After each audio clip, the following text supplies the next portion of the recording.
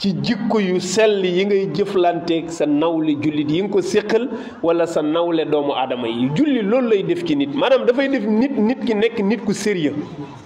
ci lépp nag. doo jubadi doo tappale doo njuuj njaaj doo wor doo wax lu dul dëgg doo rambaaj doo jël alalu jàmbur waaw loolu julli da koy dindi. inna salata tanha anil fahshai wal munkari. c'est que bu dañagul mooy yaa julleegul bu dañagul yow yaa julleegul waaye yonent li mu wax lu daj loolu sax alquran a ko wax.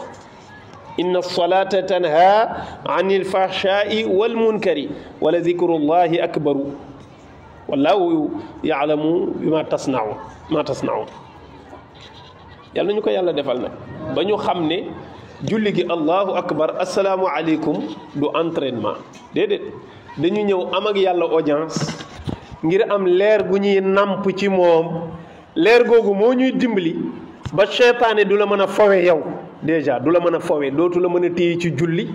dootu la mën a téye ci def lu baax parce que léegi am nga benn force intérieure boo xam ne yow sa bopp mënoo ko contrôler loolu kese moo mën a dàq seytaane mais seytaane kenn mënul jël yet di xeex ak moom parce que doo ko gis waaye sa xeeti jaamu yi ngay def ci wàllu yàlla leer gëmuy jur loolu mooy nekk antivirus ci moom. moo tax loo fonk sa jaamu yàlla doyul ba pare moo lay xiirtal ba lu bëri ci bàkkaar yi dootoo ko ñeme te moo lay poussé itam say cër dafay gën a sawar ci jaamu yàlla. bu loolu amagul julli amagul moo lay wattuloo alal moo lay wattuloo lu bare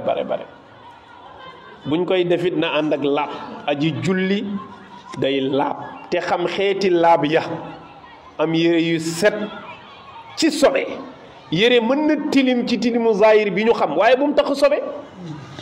parce que yére bi nga ne ci tool yi di liggéey ba julli jot dëgg la yére bi setul nii ci tilim waaye bu taxul sobe julli na waaye lu mu set bu dee setul ci sobe yére bu julliwul donc buñ naan la na set dëgg la mu set ci tilim baax na waaye na set ci sobe d'abord saw yaram na set ci sobe place bi ngay jullee na set ci sobe mu leer la ne simmeeku nga ci lépp lu tax war a sóobu jàkkaarloog sa borom subhanahu wa taala fexe julli gi nga jàppee sa bopp comme néew bu taxaw fàtte léppi àddina génn ci ñéppi àddina jublu ci yàlla ak di xalaat sa digg ak moom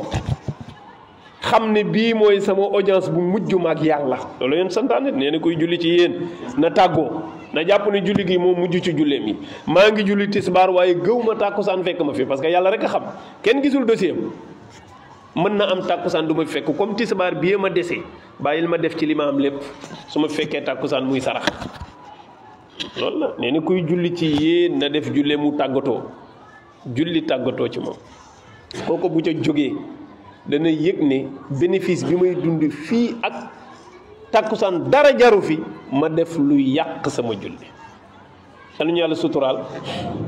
ñaan yàlla réew mi yàlla dolli fi jàmm dolli fi sutura ak tawfiq ak taysiir